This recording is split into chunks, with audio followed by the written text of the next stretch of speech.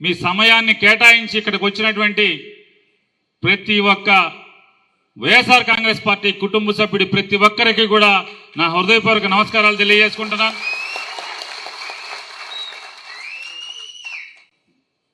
ఇవాళ మీ అందరితో కలిసి అసలు మాట్లాడాలి అనుకున్నటువంటి అంశాలు ఏంటి అనే దాని మీద చెప్తే,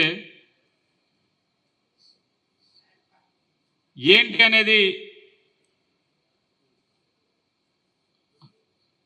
అనేది మనం మీకు చెప్పదలుచుకుంటే, ప్రభుత్వం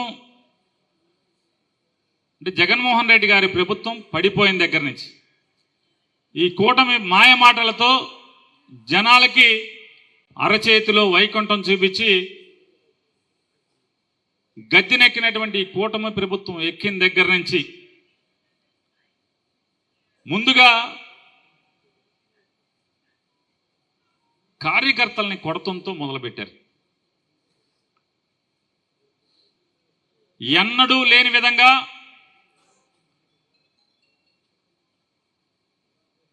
ఎలక్షన్లో గెలిచి ఎమ్మెల్యే అభ్యర్థిని పెట్టుకుని ఊరేగటం ఒక తంతు అయితే, కొత్త తంతు పేట పేట గ్రామ గ్రామంలో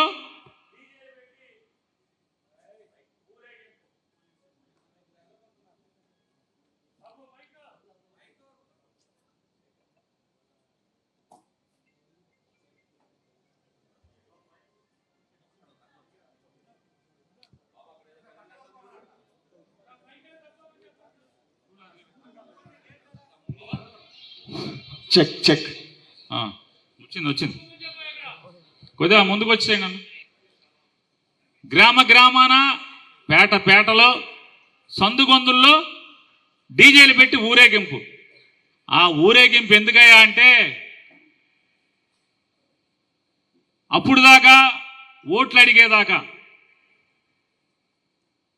జగన్ గారి ప్రభుత్వం అమ్మేటువంటి మందు కల్తీ మందు, తాగితే చచ్చిపోతారు, లివర్ పోద్ది, కిడ్నీలు పోద్ది అన్నటువంటి ప్రచారం చేసిన ఈ కూటమి కార్యకర్తలే ఆ జగన్ గారి మందు షాపులు ఏదైతే ప్రభుత్వ షాపుల్లో ఉన్న సరుకే కొనుక్కొచ్చి ఫుల్గా తాగి బజార్లు వెంబట పడి మందు సామాను ఎవడింటో వేస్తున్నారా అంటే, వైఎస్ఆర్ కాంగ్రెస్ పార్టీ జగన్ జెండా మోసినోడు ప్రతి ఇంట్లో కూడా ఆ వయసు వేయటం, మందు సామానుకు వేయటం, సిమటాపకాయ జల్లేయటం, పైశాచిక ఆనందం. ఇంట్లో ఆడవాళ్ళు ఉంటారే, ఈ విష సంస్కృతి ఏంటి, ఈ రాక్షస సంస్కృతి ఏంటి, ఎవడ పార్టీ కాడి పోటీ పని చేసుకుంటాడు కదా అనేటువంటి ఇంగిత జ్ఞానం, విచక్షణ, బుద్ధి కూడా లేకుండా మందు సామాన్లని ఆడింట్లోకి వేయటం. అక్కడితో ఆగకుండా ఆ ఇంట్లో కుండీలుంటే మొక్కల కుండీలు బద్దగొట్టడం, కుండీలు తీసి ఒకవేళ గబాలను ఎందుకు ఈ రాక్షస మోక వచ్చిందని చెప్పి తలుపులు వేసుకుంటే ఇంటి బయట ఉన్న కుండీలు ఎత్తి తలుపు మీద కొడతాం. పార్టీ వాడు పనిచేసినవాడు ఎవడన్నా బూత్లో ఏజెంట్గా కూర్చున్నవాడు ఉంటే వాడిని అవమానించడం, 10 మందిలో కొడతాం. ఏడ్రా రమ్మనరా, జగన్ గారు వస్తాడా, రమ్మను, నిన్ను కొడతాం కదరా, నీ దిక్కున్న చోట చెప్పుకో, పోలీస్ స్టేషన్లో చెప్పుకో అంటే పోలీస్ స్టేషన్కి వెళ్తే ఆ ఎస్ఐ వాళ్ళు ఇవన్నీ ఎలక్షన్లో మావులేనండి, 4 రోజులు ఓర్చుకోండి, ఏం ఇప్పుడే కదా గెలిచారని చెప్పని వాళ్ళు పత్తిత్తు కబుర్లు చెప్పటం, ఇవన్నీ మీరు అనుభవించడం అయిపోయింది. అంటే మొట్టమొదటగా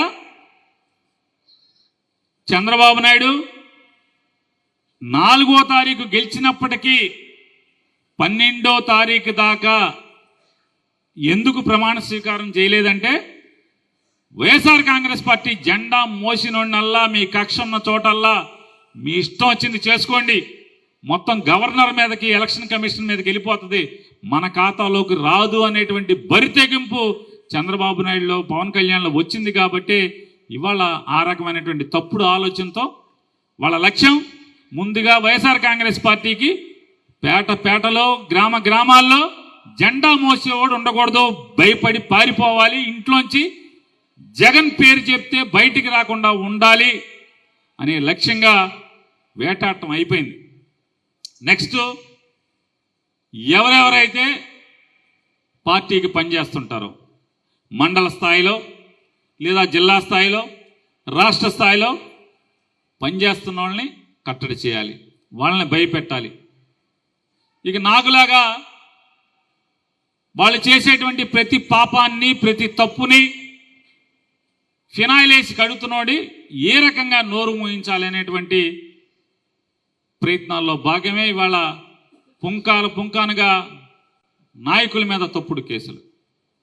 ఇవాళ కాకాని గోవర్ధన్ రెడ్డి అనే ఆయన మీద రోజు టీవీలో మాట్లాడుతున్నాడు, విమర్శిస్తున్నాడు ప్రభుత్వాన్ని అని చెప్పని ఒక కేసు పెట్టారు. ఏంటంటే ఎవడో పేరు మీద తవ్వేశాడు క్వార్ట్జ్ మైన్ అని చెప్పని ఒక కేసు పెట్టారు. సరే, అతను అరెస్ట్ చేశారు. ఇప్పుడు అరెస్ట్ చేశాక ఇప్పుడు ఏంటంటే 2019 నుంచి 24 మధ్యలో కోర్టుకి వెళ్ళేప్పుడు సొంతగా ప్రైవేట్ టోల్ గేట్ పెట్టి లారీలకు డబ్బులు వసూలు చేశాడు అని చెప్పి కేసు అంట. టోల్ గేట్ పెడతాం, ఇవాళ కేసు, సంవత్సరం తర్వాత కేసు. మీరు గెలిచి సంవత్సరం అయింది కదా. ఇలాంటి తప్పుడు కేసులు. కొడాల నాని మీద బందర్లో ఒక 324 కౌంటింగ్ రోజంట ఎవనో కొట్టాడంట, తలకాయ పగల కొట్టాడంట. కొడాల నాని బందర్లో తలకాయ పగల కొట్టాడంట, బలరాన్పేట ఉన్నాం. అదొక 324 326 కేసు, అది ఒకటి. దానికి బెయిల్ తీసుకున్నాం. ఇట్లా ఎప్పుడెప్పుడో జరిగినటువంటి కేసులన్నీ. ఇట్లా రాష్ట్రంలో ఎవరెవరైతే వాళ్ళని ఎదిరించేటువంటి ఆలోచన లేకపోతే వాళ్ళకి ఆ తత్వం ఉందో వాళ్ళందరూ నోరు మోయించాలి. దానిలో భాగంగానే నా మీద, నా భార్య మీద మొట్టమొదటిగా రేషన్ షాపు బియ్యం కేసు అని మొదలుపెట్టారు. దాని నేపథ్యం అసలు ఫస్ట్ జరిగిన వాస్తవాలు మీకు అప్పుడే చెప్పాల్సింది. సర్లే, మామూలుగా ఆ డిపార్ట్మెంట్లో నేను చేసినది ఏంటి అంటే, నేను కానీ మా అత్తమామలు కానీ అందరం కలిసి 2 గోడౌన్లు కట్టాం అద్దెకి ఇవ్వటానికి. అద్దెకిచ్చి ఇవాళ కాకపోతే దాని అప్పు తీరిపోయాకైనా సరే మెల్లగా ఎన్నాళ్ళు తిరుగుతాం, కొన్నాళ్ళకి రిటైర్ అవ్వాల్సిందే కదా. పని చేయలేం, వ్యాపారం చేయలేం, ఏదున్నా నెలకింత డబ్బులు వస్తుంటే బండి నెడతాం అనేది ఆలోచన తప్పితే వేరే ఆలోచన లేదు. వాస్తవానికి దాంట్లో ఏంటంటే, దానిలో ఏ తప్పు జరిగినా మనది ప్రభుత్వానిది, ఇద్దరిది జాయింట్ లైబిలిటీ, అంటే ఇద్దరిది బాధ్యతే, సమబాధ్యత. సరే, నేను ఒక నమ్ముకున్నాను, ఓ 10 ఏళ్ళు నా దగ్గర ఉన్నాడు, నాకు అత్యంత నమ్మకస్తుడు అనుకున్నాను. అతన్ని తీసుకెళ్ళి అక్కడ పెట్టాను. ప్రభుత్వ ఉద్యోగులు అతను కలిసి తప్పు చేశారు. నీకు తెలవదా అంటే, తెలిస్తే ఈగోవాలని ఏ రోజుకి ఆ రోజు చూసుకుంటాం కదా. మనం మనుషులను నమ్ముకున్నాం కాబట్టి, రోజు రాజకీయాలు తిరుగుతున్నాం కాబట్టి నమ్మకస్తుడి కోసం అనుకున్నాం, ఎత్తుక్కున్నాం, పెట్టాం.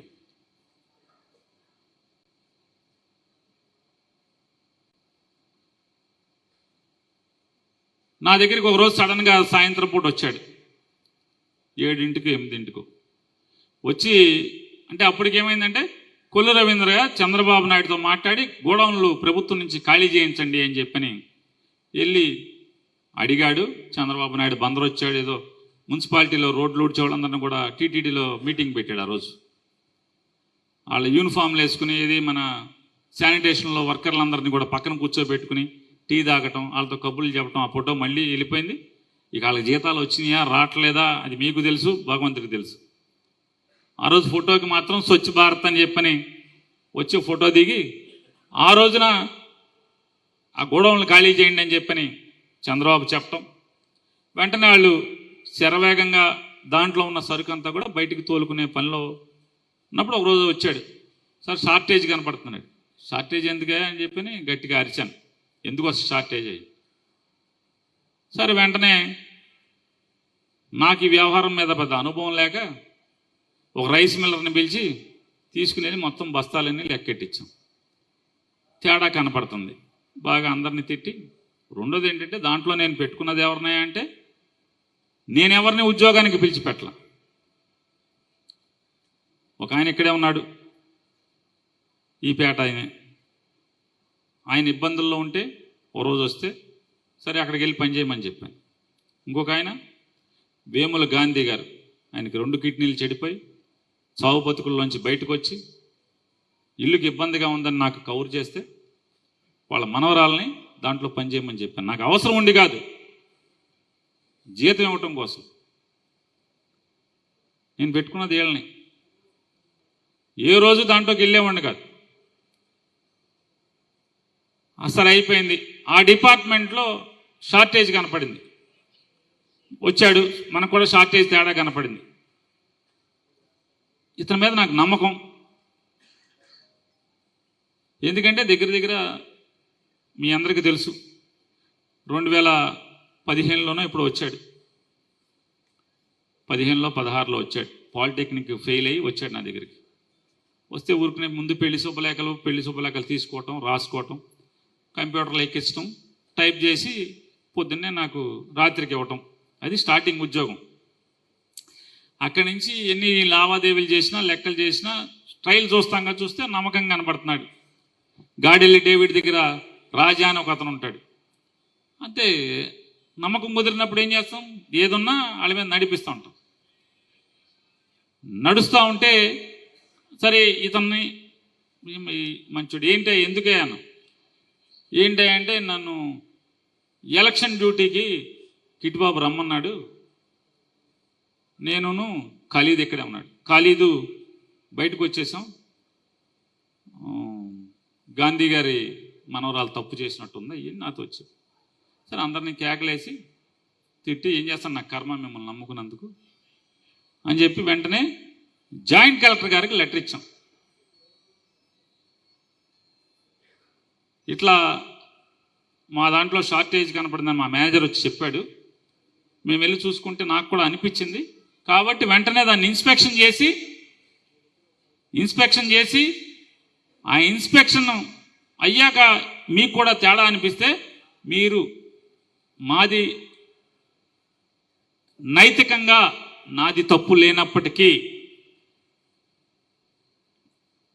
టెక్నికల్గా కూడా నాకే దాంట్లో మా మేనేజర్ని అపాయింట్ చేసుకున్నాం కాబట్టి నాకు సంబంధం లేనప్పటికీ కూడా జాయింట్ లైబిలిటీ ప్రభుత్వాన్ని మా దగ్గర పనిచేసే వాళ్ళది జాయింట్ లైబిలిటీ అయినప్పుడు కాబట్టి కూడా ప్రభుత్వానికి ప్రజల ఆస్తికి నష్టం జరగకూడదు కాబట్టి మీరు ఎంత కట్టమంటే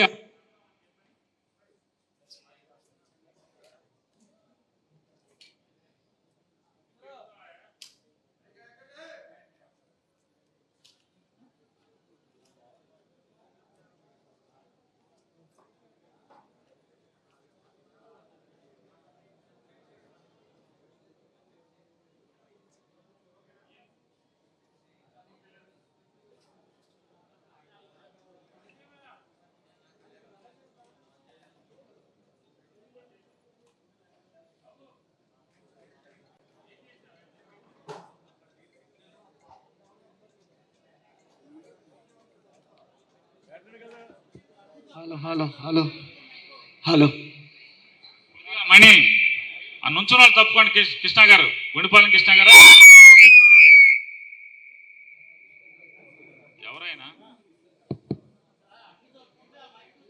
కొద్దిగా తప్పుకోండి. రాజు భాస్కర్ గారు కొద్దిగా అక్కడ నుంచోండి. రాజు గారు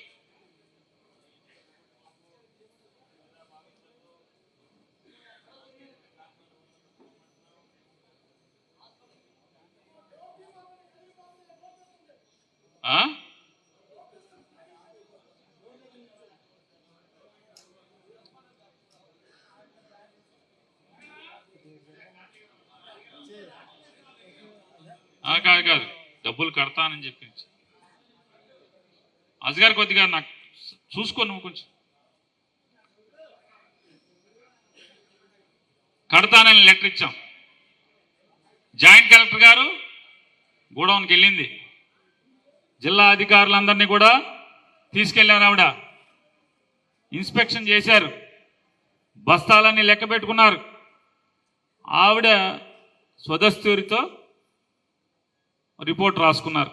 ప్రస్తుతం ఉన్న జాయింట్ కలెక్టర్ గారే ఏదో ఇన్ని బస్తాలు షార్టేజ్ కనపడుతుంది, దీనికి నన్ను ఏం చేయమంటారని చెప్పని పైకి కూడా లెటర్ రాసింది. ఈ లెటర్ వెళ్ళినాక అసలు కథ మొదలైంది.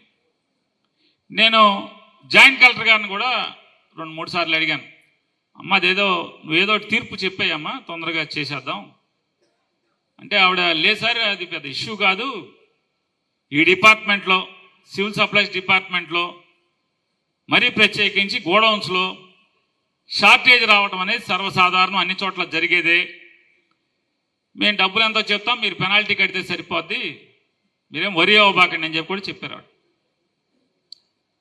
అయినా పయ్యోళ్ళు మంచోళ్ళు కాదమ్మా, ఏదో నిర్ణయం చెప్పండి, కాదు పైకి రాశానండి అని చెప్పారు. రాసిన వారం వరకు ఎవడు మాట్లాడలా.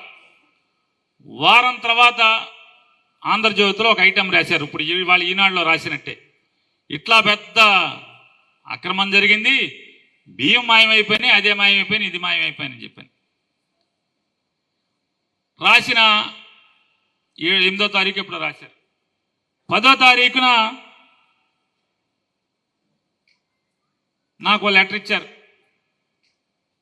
నీకు నేను చూసిన లెక్కల ప్రకారం సుమారుగా నాకు 80 లక్షల నష్టం కనపడుతుంది, పెనాల్టీతో సహా 1,70,00,000 నువ్వు కట్టు తొందరగా అని చెప్పి ఎప్పట్లోపు ఇవాళ ఇచ్చి శుక్రవారం నాడు ఇచ్చారు, శనివారం మధ్యాహ్నం ఇచ్చారు, సోమవారం లోపు కట్టమన్నారు.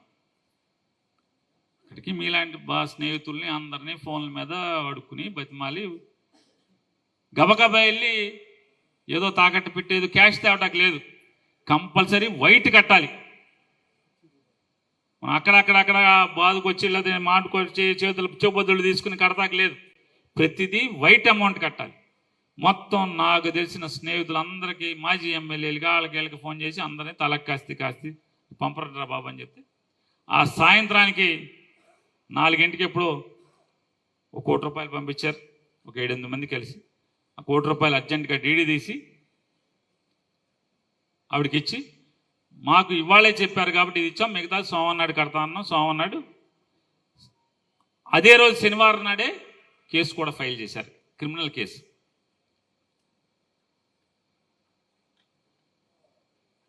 రాష్ట్రంలో సివిల్ సప్లైస్కి సంబంధించి ఆంధ్రప్రదేశ్ రాష్ట్ర ప్రభుత్వంలో సివిల్ సప్లైస్ డిపార్ట్మెంట్ ఏర్పడిన దగ్గర నుంచి మనకు జరిగినటువంటి సంఘటన వరకు ఒక్క క్రిమినల్ కేసు కూడా లేదు. ఏదన్నా జాయింట్ కలెక్టర్ దగ్గర ఆర్డీఓ దగ్గర వాదనలు వింటాం, ఇంత పెనాల్టీ కట్టు అని ఆర్డర్ ఇవ్వటం, డీడీ తీసుకోవటం, ఫైల్ క్లోజ్ చేయటం అయిపోయింది కదా. సరే, మన తర్వాత కాకినాడలో సీజ్ ద షిప్ చూశారు కదా, 22,000 మెట్రిక్ టన్నులు 31 గోడౌన్లో 13 మంది గోడౌన్ ఓనర్లు వాళ్ళ గోడౌన్లో ఉన్నటువంటి 22,000 మెట్రిక్ టన్నులు. మన 2 గోడౌన్లో కూడా మొత్తం కలిపినా 10,000, అంటే మొత్తం స్టాక్ అంతా కలిపి 10,000 గోడౌన్లు ఉండదు. 22,000 మెట్రిక్ టన్నుల సివిల్ సప్లైస్ ధాన్యాన్ని పట్టుకున్నాము, సీజ్ ద గోడౌన్ అన్నారు. అయిపోయింది కదా. అయిపోయాక వాళ్ళు కోర్టుకు వెళ్ళారు, కోర్టు బ్యాంక్ గ్యారెంటీలు పెట్టి ఆ బియ్యం వదిలేయమంది. ఆ బియ్యం వదిలేసి మళ్ళీ షిప్లోకి వెళ్ళాక షిప్లోకి వెళ్ళి సీజ్ ద షిప్ అన్నారు. ఆ సీజ్ ద షిప్ బియ్యం ఏమిని ఎక్కడున్నాయి? ఓడలోంచి దింపారు కదా, దింపిన బియ్యం ఏమైనాయి? పోని ఆ బియ్యం ఎక్కడెక్కడి నుంచి వచ్చినాయా అని చెప్పని వెనక్కి లెక్క చూస్తే 120 మంది దగ్గర రైస్ మిల్లర్స్ దగ్గర నుంచి వచ్చినాయి. 120 రైస్ మిల్లర్స్ నుంచి ఈ 31 గోడౌన్లోకి ఈ 22,000 మెట్రిక్ టన్నులు పెట్టారని చెప్పి ఇదంతా ప్రభుత్వ రికార్డే, నేనేది బొంకట్ల. ఈ రోజు దాకా సీజ్ ద గోడౌన్ కానీ సీజ్ ద షిప్ కానీ అయిన తర్వాత కూడా ఒక్కడి మీద కూడా క్రిమినల్ కేసు లేదు. నా ఒక్క రాష్ట్రంలో నాకు ముందు లేవు, నాకు తర్వాత లేవు, నా మీద ఒక్కడి మీద తప్పితే ఎవడి మీద క్రిమినల్ కేసులు లేవు. వాస్తవంగా బయటోడు ఎవరిని నమ్మని నమ్మండి, నా దగ్గర పనిచేసే మేనేజరు పోలీసులు అరెస్ట్ చేసి తీసుకొచ్చి అతనికి 5 బ్యాంక్ అకౌంట్లు ఉన్నాయి, 5 బ్యాంక్ అకౌంట్లో లక్షల టర్న్ ఓవర్ ఉంది అని పోలీస్ స్టేషన్ నుంచి మనతో ఉండేటువంటి, అంటే ఆ ఉద్యోగంలోకి రాకముందు నుంచి మనతో ఉండేటువంటి ఒక మనిషి ఫోన్ చేసి, నాకు కూడా కాదు బాబ్జీకి ఫోన్, బాబ్జీకో సుబ్బన్నకో చేశారు, నాకేమంటే ఫోన్ నాకు ఇచ్చారు. మాట్లాడా, అన్నయ్య నేను ముంచేశాడు మీ మేనేజరు అని. ఏంటంటే బ్యాంకులో ఇంత ట్రాన్సాక్షన్స్ ఉన్నాయి, నీ బ్యాంక్ అకౌంట్ పుస్తకాలని తెచ్చారు పోలీసులు వెళ్ళి, మా సిఏలు తెస్తే నీదేమో సంవత్సరానికి 10 పేజీలు 15 పేజీలు ఉన్నాయి, ఆడి 100 పేజీలు ఉన్నాయి, నేను ముంచేశాడని ఫస్ట్ అతను చెప్పే వరకు నాకు కూడా తెలియదు. వెంటనే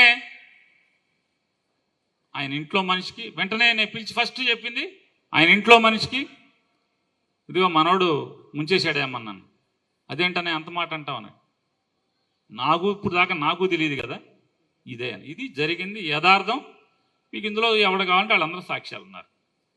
అంటే నీ ఎన్ని మాకు చెప్తున్నామంటే మూడు పిల్లలకి చెప్పుకోకర్లా, పిల్లలకి చెప్పుకోకర్లా, కానీ సమాజానికి చెప్పాలి కాబట్టి చెప్తున్నాను ఇదంతా కూడా. అది ఆ రోజు సంగతి జరిగింది. మన అదృష్టవశాత్తు నా శ్రీమతి కోసం విపరీతంగా ట్రై చేశారు. నా జీవితంలో అయితే అంటే ఏ పగోడికి కూడా రాకూడదు, భార్యను తీసుకుని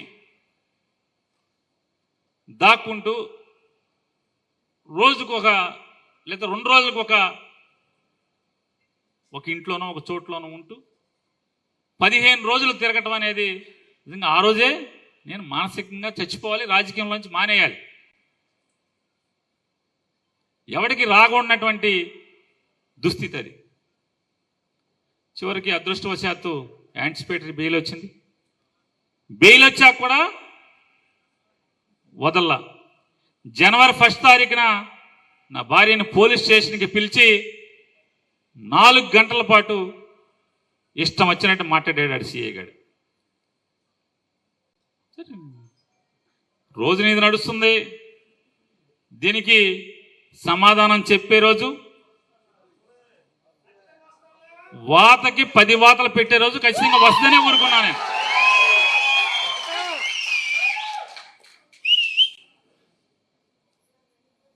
సరే అది అయిపోయింది.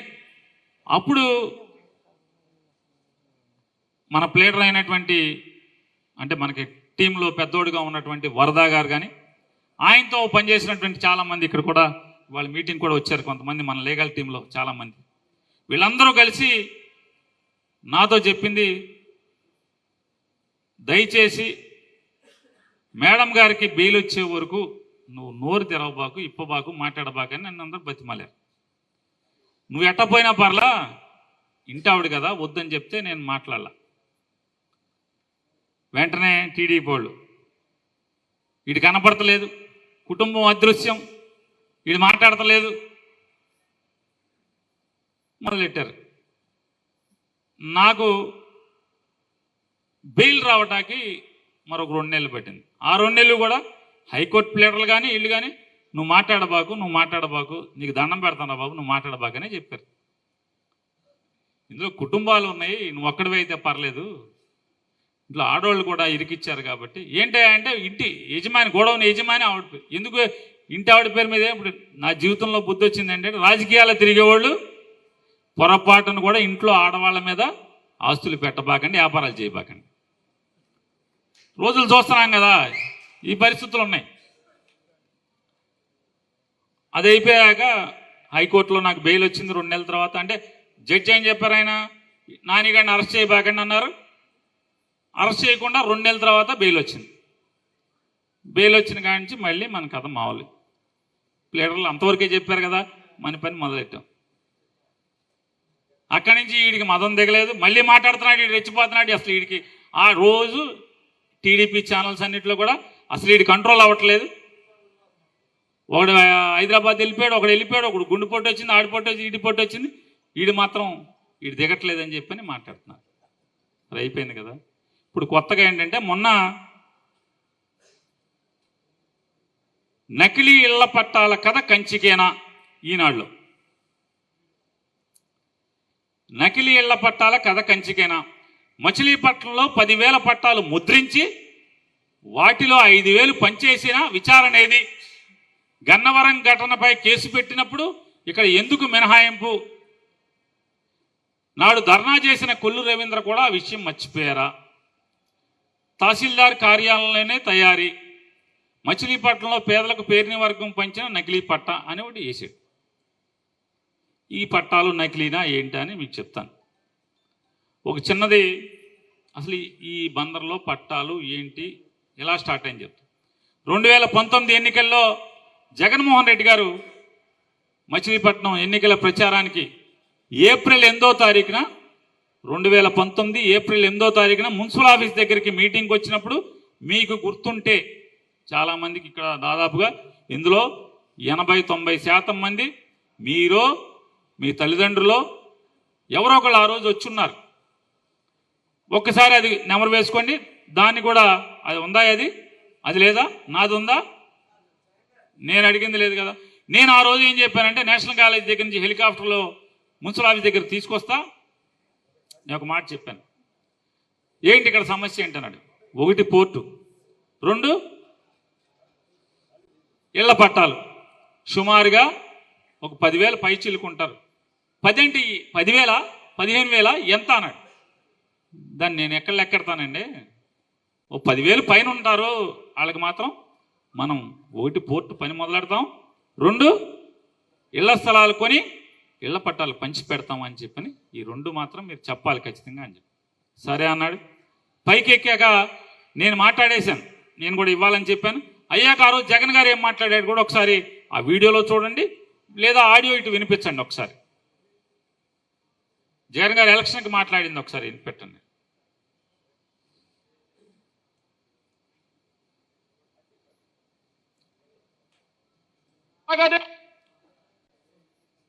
రేపొద్దున దేవుడు ఆశీర్వదించి మనందరి ప్రభుత్వం అధికారంలోకి రాగానే జగన్ అనే నేను మీ అందరికీ హామీ ఇస్తా ఉన్నా. ఇక్కడికి వచ్చేటప్పుడు నాని నాతో అన్నాడు, దాదాపుగా 10,000 పైసలకు మంది అప్లికేషన్ పెట్టుకున్నారన్న ఇళ్ల స్థలాల కోసం. ఏ ఒక్కరికి ఇళ్ల స్థలాలు రాలేదని చెప్పాడు. మొత్తం నేను చెప్తా ఉన్నా, 10,000 మంది అన్నా ఉండని, అంతకన్నా ఎక్కువ మంది అన్నా ఉండని, మొత్తం అందరికీ కూడా మన ప్రభుత్వం రాగానే అందరికీ ఇళ్ల స్థలాలు ఇస్తారు అని చెప్పి కూడా చెప్తా ఉన్నాం. ఇళ్ల స్థలాలే కాదు, ఇల్లులు కూడా కట్టించిస్తారు అని చెప్పి మీ అందరికీ కూడా.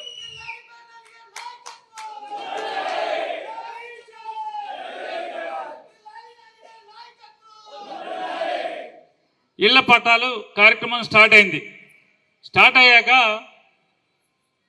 సీఎం ఆఫీస్ నుంచి ఒక అధికారి వచ్చి, ఇదేంటా ఇంతమంది ఉన్నారు ఇక్కడ, ఇన్ని వేల మందికి ప్రభుత్వం మీద బోళంత భారం పడుతుంది, తీసుకెళ్ళి కరగ్రహారం క్యాంబెల్పేట దాటిన తర్వాత ఇదంతా బోళంత పర్రుంది కదా, మొత్తం ఇన్ని వేల మందికి అక్కడ ఇచ్చేసేయండి అని చెప్పాడు. కలెక్టర్ని వీళ్ళందరం తిట్టి వెళ్ళాడు. నేను వెంటనే తెల్లారి పొద్దున్నే జగన్ గారి దగ్గర ఇంటికి వెళ్ళి ఆయన మాట్లాడిన వీడియో చూపించి, మనమేమో ఎలక్షన్లో ఇట్టా మాట్లాడి మీ ఆఫీసర్ ఏమో వచ్చి ఇట్టా మాట్లాడితే 2 మీరు గుర్తుపెట్టుకోండి. జగన్ గారితో నేను మాట్లాడిన మాట, సార్ మీరు నా దగ్గరే కాదు రాష్ట్ర వ్యాప్తంగా కూడా ఒకసారి గుర్తుపెట్టుకోండి. అధికారులకు చెప్పండి, జిల్లా కలెక్టర్లకు చెప్పండి, మనం ఇచ్చేది గత్యంతరం లేక, గతి లేక, అంటే అద్దులు కట్టలేని స్థితిలో కూడా పాచి పని కూలి పని చేసుకునే వాళ్ళు కూడా ఎవడో ఒకటి పంచన తలదాచుకుంటున్నారు, అద్దెకుంటున్నారు.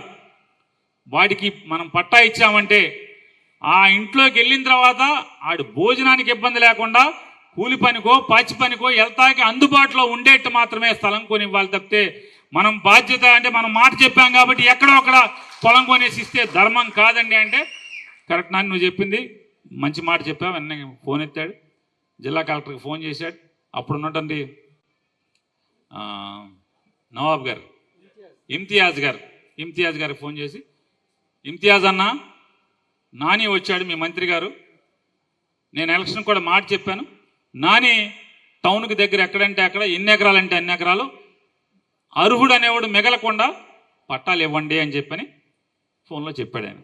వచ్చాం, కలెక్టర్ గారిని అందరం కూర్చొని మాట్లాడాక టౌన్ అంతా తిరిగాం.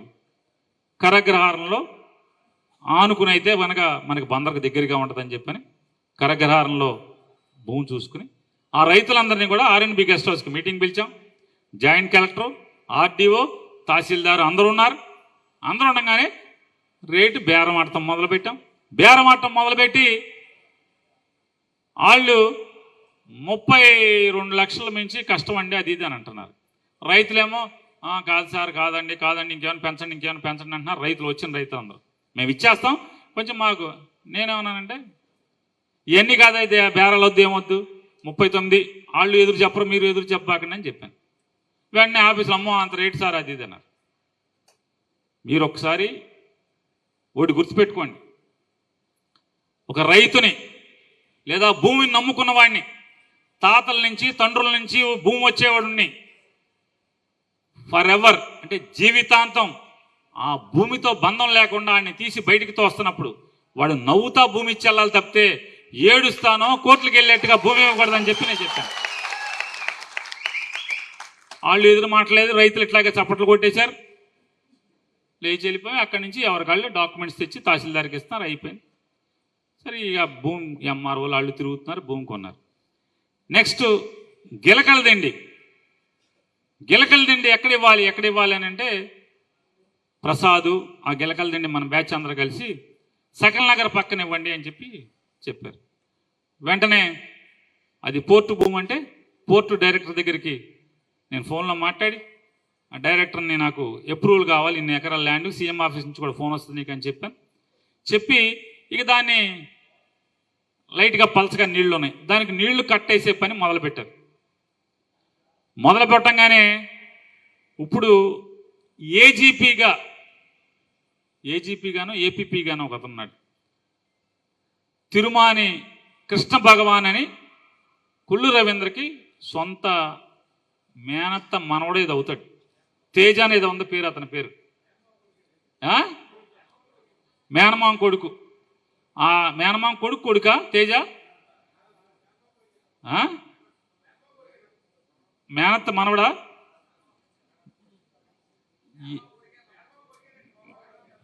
తేజ అనేవాడు మేనమాం కొడుక మేనమాం మనవడా, కొడుకే. సరే మేనమాం కొడుకు తేజ అని ఉన్నాడు. అతను ఈ తేజకి ఇంకోటి కూడా కాదా, దానికి చెప్తాను జరిగిన వాస్తవం. ఆ తేజతో హైకోర్టులో వేయించాడు. మీకు గుర్తుంటే గిలకలు నిన్న వాళ్ళు గుర్తుంచుకోండి, మళ్ళీ జ్ఞప్తికి చేస్తున్నా. హైకోర్టులో వేసి అదంతా కూడా సిఆర్జెడ్ భూమి, దాంట్లో ఎట్లా పట్టాలు ఇస్తారు అని చెప్పని అంటే భయం, గిలకలు నిన్న వాళ్ళకి పట్టాలు ఇచ్చేస్తున్నాడని చెప్పని. ఆయన ఎవడు 5 ఏళ్ళు మంత్రిగా భోగం అనుభవించాడు,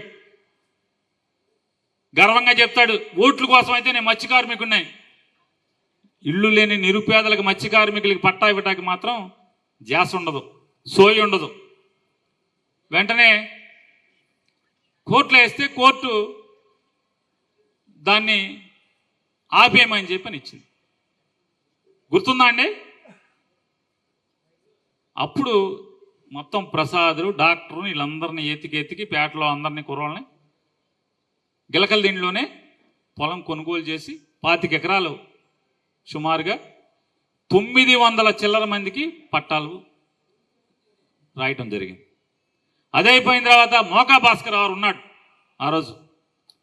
మోకా భాస్కర్ గారు, నాన్న మరి మా పేటకు కూడా నా పక్కనే కావాలి, రోజు మా వాళ్ళు మార్కెట్కి వెళ్ళి చేపలు తొంకుని చేటలు పెట్టి అమ్ముకుంటారు, మిగతా వాళ్ళు ఫౌండరీలు పనికి వెళ్తారు, మా పేట పక్కన అయితే భూమి చూసుకోండి. శేషయ్య మోకా భాస్కర్ గారు కలిసి గిలకల్దే మన ఉల్లికిపాలెని ఆనుకునే భూమి చూసుకున్నారు. ఆ భూమి కొనుగోలు చేశాం. దాంట్లోనే ఉల్లింగపాలెం వాళ్ళకి 400 చిల్లర అనుకుంటా. ఉల్లింగపాలెం ఎంత పిన్ని? 570 మందికి సుమారుగా పిన్ని ఇక్కడే ఉంది. గిలక ఉల్లింగపాలెం వాళ్ళకి సర్కిల్పేట కుల్సు హరిబాబు గారి వార్డులో 200 మందికి, మొత్తం 700 చిల్లర మందికి ఉల్లింగపాలెం ఆనుకుని భూమి కొనుగోలు చేసి పట్టాలు ఇవ్వడం జరిగింది. వెంటనే కేదారు ఎర్రాసీని ఇద్దరు కలిసి, ఏమండి మా వాళ్ళు ఎక్కడికి వెళ్ళరు, మాకు మగ్గాలు మా పేటలను ఉండాలి అంటే భూమి ఎత్తుక్కోండి అయితే అని చెప్పాం. వాళ్ళు ఎత్తుక్కుని ఎక్కడో 10 ఎకరాలు పట్టుకొచ్చారు, రైతులు తెచ్చారు. తెచ్చి ఆ 10 ఎకరాలు కొనుగోలు చేసి వాళ్ళ పేటలో వాళ్ళకి ఎంత ఉన్నాడైనా కేదార్ గారు లేడా? ఎన్నండి? 442 పట్టాలు వాళ్ళ పేటలోనే ఆనుకుని భూమి కొనుగోలు చేసి ఇవ్వటం జరిగింది.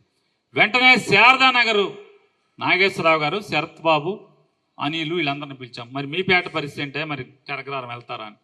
లేదు సార్, మా వాళ్ళందరూ కూడా పొలంలో చెరువుల్లో పనిచేసుకుని బతుకుతూ ఉంటారు, మాకు శారదానగర్ అయితే చూసుకోండి పొలం అన్నాం. వాళ్ళు పొలం చూశారు. చూసిన చోటే రాంబాబు కూడా మాకు కూడా అక్కడ కావాలి, మేము కాళేకానిపేట వాళ్ళం అటు వెళ్ళమని చెప్పాడు. వెంటనే కాళేకానిపేట వాళ్ళకి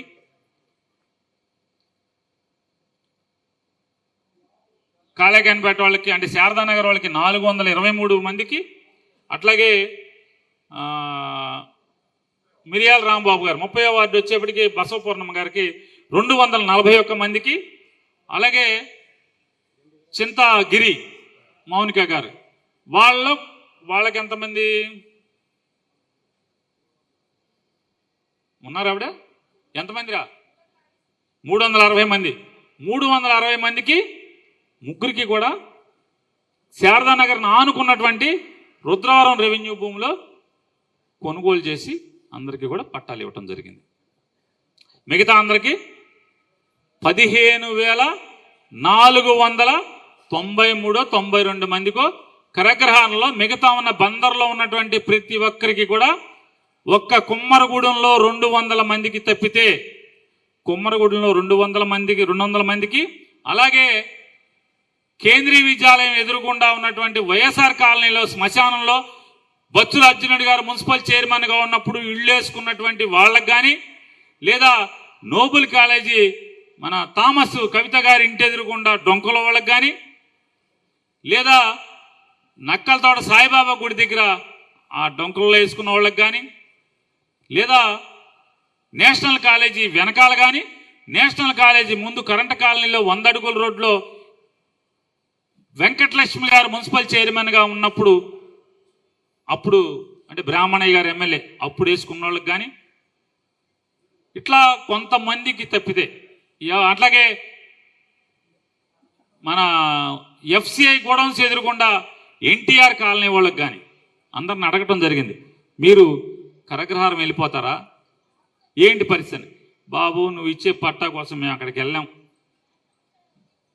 నేను ఇక్కడే పుట్టాను, మా అమ్మ నాన్న చచ్చిపోయారు, నాకు పెళ్ళైంది, నేను ఇక్కడే ఉంటున్నాను, నాకు పిల్లలు వచ్చేసారు, మేము ఇక్కడి నుంచి వెళ్ళాం, ఏమైనా ఇవ్వగలిగితే ఇవ్వు అని చెప్పారు.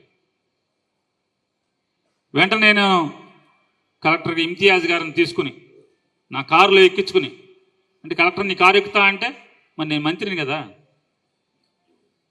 కలెక్టర్ని ఎక్కించుకుని మొత్తం ఎక్కడెక్కడైతే 40 ఏళ్లుగా 30 ఏళ్లుగా 25 ఏళ్లుగా ఆక్రమించుకుని ప్రభుత్వ స్థలాలు ఆక్రమించుకున్నారో అన్ని పేటలకి తిప్పాను కలెక్టర్ని. ప్రతి పేటకి కలెక్టర్ అంటే జాయింట్ కలెక్టర్, ఆర్డీఓ, ఎంఆర్ఓ యంత్రాంగం అంతా వచ్చారు, సర్వేలు అందరూ వచ్చారు. అన్నీ చూసి ధర్మంగా చెప్తున్నారు, పేదరికం కనపడుతుంది, దయనీయంగా ఉంది.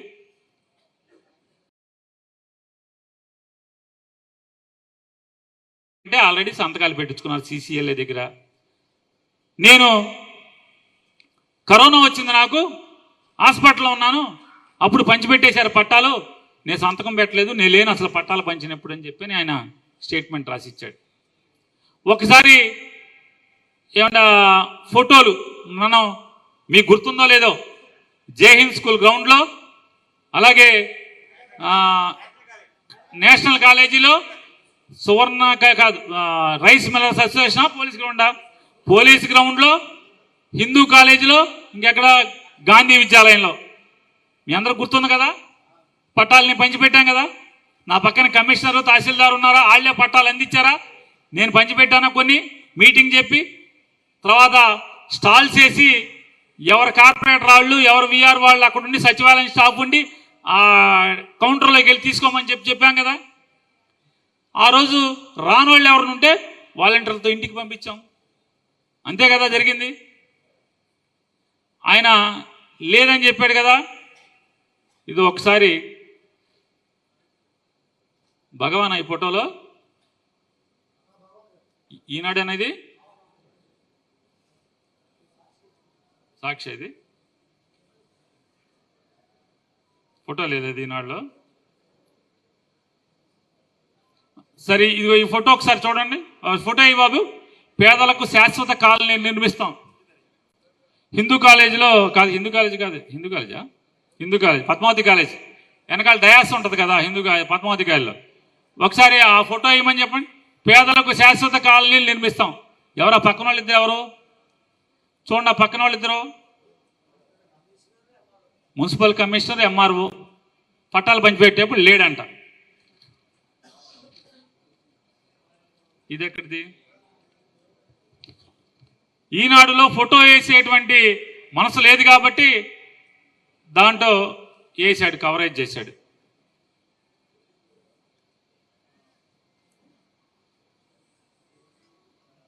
దాంట్లో రాస్తాడు చూడండి, ఏమని రాస్తాడు? ఈనాడే స్థానిక ప్రజల కోరిక మేరకు పార్కును మరింత అభివృద్ధి చేసేందుకు అదనంగా నిధులు కేటాయిస్తామని, పూర్తి స్థాయిలో అందుబాటులోకి వచ్చిన తర్వాత సమాజ సేవల దివంగత కాయ సీతారామరాజు పేరుని పార్కుకు నామకరణం చేస్తామన్నారు. తొలుత 50వ డివిజన్లో పర్యటించి ఇది శ్మశానంలో పట్టాలు పంచిపెట్టింది. శ్మశానాన్ని అంటే మన కేంద్రీయ విద్యాలయం ఎదురుగా ఉన్నటువంటి వైఎస్ఆర్ కాలనీలో 200 మంది సుమారుగా 300 మందికి ఎంతమందికో పట్టాలు పంచిపెట్టినప్పుడు ఈనాడు అతను పాల్గొని ఇది రాశాడు. సునీల్ బాబు ఉన్నాడు, ఆ లిస్ట్ కూడా ఉంది. ఇదిగో ఇది కాదు, ఆ లిస్ట్ ఉందా?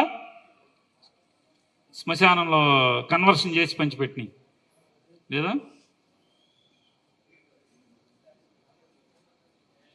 ఇది కాదు, పట్టా కూడా ఏం తేలేదా? 361 మందికి ఇవ్వటం జరిగింది. 361 మందికి. ఇవన్నీ కలెక్టర్ అప్రూవల్ అయిన తర్వాతే పంచిపెట్టడం జరిగింది. ఈనాడులో రాశాడు ఏమని? దాంట్లో పొద్దున్నే 5ంటికి 6ంటికి వచ్చాం. ఏడు కార్పొరేటర్ గారు నాని ఎక్కడున్నారు? 50వ వార్డు వాళ్ళు ఎక్కడున్నారా? ఎన్నింటికి వచ్చాం? పొద్దున్న 5:30కి. పొద్దున్న 5:30కి వెళ్ళి, ఎందుకంటే వాళ్ళ జీవనానికి ఇబ్బంది జరగకూడదు, వాళ్ళందరూ కూలి పనులకి పాచి పనులకి వెళ్తారు కాబట్టి వాళ్ళ పనిలోకి వెళ్ళే లోపే పని చేయాలనేటువంటి సదుద్దేశంతో వెళ్తే దీంట్లో రాస్తాడు. ఈనాడే రాస్తాడు. రామోజీరావు గారి కొడుకే.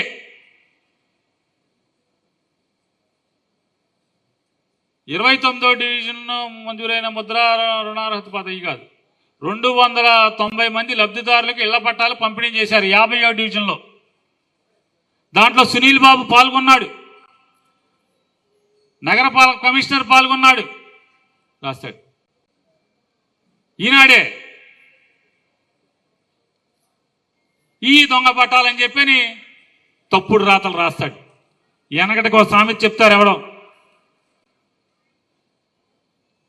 ఊరందరూ వాడు రోజు కాల్చుకు తినేవాడంట. ఆడి చండాలమైన పనులతో, ఆడి స్వార్థంతో. ఆఖరికి తండ్రి వెనకటికి ఆ ఊళ్ళో నూతులకి పళ్ళాలు ఉంటాయి తెలుసు కదా. నూతి వరల చుట్టూ ఉండేటువంటి నీళ్లు బురద అవ్వకుండా, బురద నీళ్లు లోపలికి వెళ్లకుండా చుట్టూ అంచు కడతారు, దాన్ని పళ్ళెం అంటారు. అంటే కొత్తగా నూతులు ఎవరికి తెలియదు కదా, అందుకు చెప్తున్నా. ఇప్పుడు ఎవరికాడికి బట్టలు వేయటం మోటార్ రావటమే కదా. ఆ నూతి చుట్టూ సిమెంట్ చేసేదాన్ని, ప్లాస్టింగ్ చేసేదాన్ని నూతి పళ్ళెం అంటారు. వెనకడ కూడా తండ్రి ఆయుడు ఊరందరిని కాల్చుకు తినేవాడు రోజు నూతి పళ్ళెం దగ్గర అశుద్ధానికి వెళ్తున్నాడు, మల విసర్జనకి వెళ్తున్నాడు. ఏమ్మ ఇది ఎక్కడ దరిద్రం రా బాబు, ఈ భగవంతుడు తీసుకెళ్దాం అనుకున్నాను. అయిపోయింది. కొడుకు వచ్చాడు, పోన్లేరా బాబు ఈ బాధలు మనకు వెళ్ళి నూతిపల్లెం దగ్గర దరిద్రం చేసేది లేదులే అనుకుంటే కొడుకు వచ్చి సరాసరి నూతులోనే వెళ్తాం స్టార్ట్ చేశాడంట. అట్టా ఉంది ఈనాడు పేపర్ తంతు. సిగ్గు శరం లేకుండా వాళ్ళే ఎంఆర్ఓ ఇళ్ళు కలిసి పట్టాలు పంచిపెట్టారని రాస్తాడు 3 ఏళ్ల క్రితం. ఇవాళేమో దొంగ పట్టాలని చెప్పి రాస్తాడు.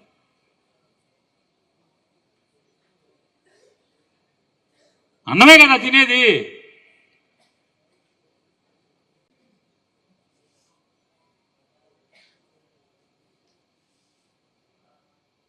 ప్రభుత్వం ఇచ్చిన ఇంటి స్థలాన్ని నిలుపుకోండి. తహసీల్దారు కమిషనరు పక్కన, నా పక్కన.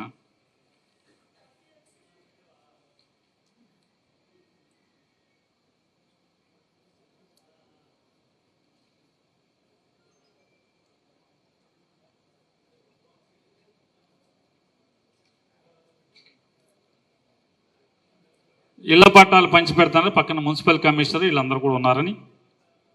ఇదే పేపరే. ఈనాడు గౌతమ్ రెడ్డి అని విజయవాడ ఆయన గెస్ట్గా వచ్చాడు, ఆయన కూడా పంచాడని రాశాడు. ఇంకేంటి?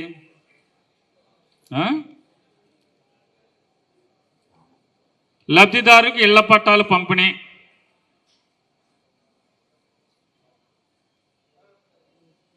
ఏఎంసీ చైర్మన్ అచ్చాబా గారు కూడా ఉన్నారు, తహసీల్దార్తో పాటు కమిషనర్తో పాటు దాదా గారు వీళ్ళందరూ ఉన్నారని చెప్పి దీంట్లో రాస్తాడు. ఇది ఈనాడే.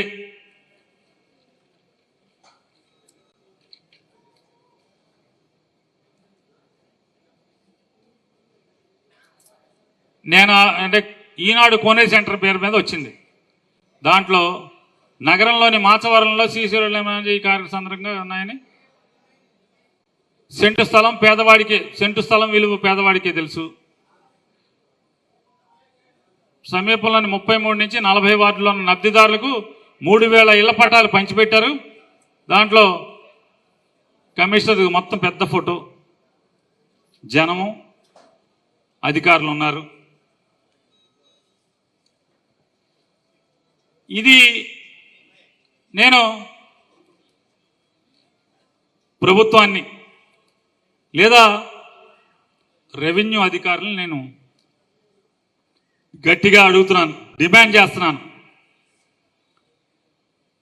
ప్రతి సచివాలయంలో జగన్మోహన్ రెడ్డి గారి ప్రభుత్వంలో నవశకం అనేటువంటి వెబ్ పోర్టల్ ఉంది, వెబ్సైట్ ఉంది. దానిలో రాష్ట్రంలో ఉన్నటువంటి ఈ 31 లక్షల మంది, జగన్మోహన్ రెడ్డి గారు చెప్తున్నాడు కదా ఇళ్ళు లేని నిరుపేదలకు 30 లక్షల పైచీలకు మందికి ఇచ్చామని, వాళ్ళందరి అర్హుల జాబితా ఆ నవశకం లిస్టులో ఉంది. ఇవాళ కేంద్రీయ విద్యాలయం ఎదుర్కొండా ఉన్నటువంటి శ్మశానంలో నువ్వు మోసం చేసి ఓట్లు వేయించుకుని ఇల్లు తిరిగి పట్టా ఇస్తానని చెప్పి మోసం చేసి 5 ఏళ్లు పబ్బం గడుపుకుని వెళ్ళిపోతే 2019 తర్వాత దాన్ని ల్యాండ్ కన్వర్షన్ చేసి కౌన్సిల్ తీర్మానం చేసి, మా పిన్ని తీర్మానం చేసింది. మా పిన్నితో పాటు ఉన్నటువంటి 44 కార్పొరేటర్లు అందరూ కలిసి తీర్మానం చేశారు, ఏకగ్రీవ తీర్మానం. ఆ తీర్మానం ఎంఆర్ఓ ఆఫీస్ పంపించి అక్కడి నుంచి ఆర్డీఓ కలెక్టర్కి వెళ్ళిన తర్వాత collector land conversion, change of land use approval ఇచ్చిన తర్వాత దాన్ని పట్టా తయారు చేసి పంచిపెట్టడం జరిగింది. దేనికి? నీ నవశకంలో ప్రతి సచివాలయంలో ఎంక్రోచ్మెంట్ లిస్టుతో సహా ప్రతి పట్టా ఎందుకున్నాయి? వచ్చేవారు నిద్రపోస్తే కొంచెం కునికేసేయండి. ప్రతి పట్టాతో సహా ఎందుకు ఉంది? మన దొంగ పట్టాలు అయితే ఎందుకు అఫీషియల్గా నీ రెవెన్యూ రికార్డ్స్లో ప్రతి లబ్ధిదారుడి పేరు 20,000 పైచీలకు, మున్సిపాలిటీలో ఉన్న 20,000 పైచీలకు లబ్ధిదారులతో పాటుగా 819 ఎంక్రోచర్స్ లిస్టు కూడా ఎందుకు ఉంది? Regularization of encroachment unobjectionable encroachments అనే ఒక నంబర్ ఇచ్చి ఎందుకు జరిగింది అని అడుగుతున్నా. ఎవడిచ్చాడు దొంగ పట్టాలు? ఎవడికేం అవసరం? నీ ఆఫీసులో ప్రింట్ అయ్యి వస్తాయి కదా, నీ ఆఫీసులో ప్రింట్ అయ్యి వచ్చి వాళ్ళే కదా ఇచ్చింది. ఇవాళ ఎంత కిరాతకంగా రాస్తాడంటే రామోజీరావు గారి కొడుకు కిట్టు పంచిపెట్టా అంట, కిట్టు కూడా ముద్దాయిగా చేయాలంట. పంచిందంతా మిగిలిపోయినాయని వాలంటీర్లు తీసుకెళ్లి పంచారు. ఎంఆర్ ఆఫీసులో ఎన్నికల కోడ్ వచ్చే ముందు రిజిస్ట్రేషన్ స్టార్ట్ చేశారు. మీకు గుర్తుంటే ఎవరైనా గుర్తులేదో లేదో. రిజిస్ట్రేషన్ ఆఫ్ అంటే ఎందుకు 10 సంవత్సరాలు అనుభవించిన తర్వాత నువ్వేవో దాన్ని అన్యాక్రాంతం చేయకుండా ఉంటే నీ సొంత ఆస్తి అవుతుంది అనే అగ్రిమెంట్ రిజిస్ట్రేషన్ కోసం అన్ని పట్టాలు రిజిస్టర్ ఆఫీస్కి వెళ్ళినాయి. ఈ 19,000 పట్టాలు కూడా రిజిస్టర్ ఆఫీస్కి పంపించారు. ఎంఆర్ ఆఫీస్ పంపిస్తే ఎంఆర్ఓ రిజిస్ట్రారు కలిసి చేసినట్టున్నారు. అది కదా ఎలక్షన్ ముందు జరిగింది. ఎలక్షన్ కోడ్ వచ్చే ముందు అడావుడిగా ప్రభుత్వం రిజిస్ట్రేషన్ కదా చేసింది. అందరికి గుర్తే కదా, తెలియంది ఎవడికి. దాన్ని శివరామకృష్ణ గాడని చెప్పని ఒక ఆర్డీఓ ఆఫీసులో పనిచేసేటువంటి అత్యంత లంచగొండి ఒకడు ఉన్నాడు, భయంకరమైన లంచగొండి. అప్పుడున్న అధికారులకు చెప్పా, ఈడే మీకు లంచాలు అలవాటు చేసి మీకు గోతులు తీస్తున్నాడని అప్పుడున్న ఆర్డీఓ కూడా చెప్పాను. వాడు తప్పుడు సమాచారం ఇళ్ళకిచ్చి వీళ్ళని రెచ్చగొట్టి పంపించి ఆఫీసుల దగ్గర ధర్నా చేసి తప్పుడు వార్తల్ని ఈనాడు జ్యోతిలో రాయించి ఆడుప్పుడు కొల్లు రవీంద్ర పంచన చేరి లంచాలు బ్రోకరేజ్ చేసాడు. ఎవడే అంటే ఆ శివరామకృష్ణ గాడే ఇవాళ ఆర్డీఓ ఆఫీసులో పనిచేసి వచ్చినటువంటి. వాళ్ళ తరపున లంచాలు తిని ఏజెంట్గా పనిచేసి కొల్లు రవీంద్ర తరపున లంచాలు తిని నెలవారీ డబ్బులు తీసుకుని లంచగొండిగా ఏజెంట్గా పనిచేసిన ఆడే ఇవాళ శివరామకృష్ణ గాడే మంత్రి దగ్గర బ్రోకర్గా పనిచేస్తున్నాడు కొల్లు రవీంద్ర దగ్గర. ఇతను పరాకాష్ట మీకు చెప్తాను. మీరు ఏ కార్యకర్తనన్నా వీణ తీగ లేదా గిటార్ తీగని టిగ్గుమరి ఇట్లా మోగితే ఎట్లా మోగుద్దో నువ్వు ఏ టీడీపీ నాయకుడిని కార్యకర్తని ఇట్లా అన్నదాలు పుంకాలుగా ఈ కొల్లు రవీంద్ర అవినీతి భాగవతం అంతా కూడా బయట పెడుతున్నారు. ప్రతి ఒక్కడు ఆడియడం లేదు. నీకు వాళ్ళ గతి అంటే చెప్తున్నాను. మున్సిపాలిటీలో 70 లక్షలకి ఒక పెద్ద నాయకుడుగా పోజు కొడుతుంటాడు. మన రోజు బూతులు తిడతా ఉంటాడు. మున్సిపాలిటీలో పెద్ద పదవి కూడా ఎలగబెట్టాడు. అతను వర్క్ తీసుకున్నాడు.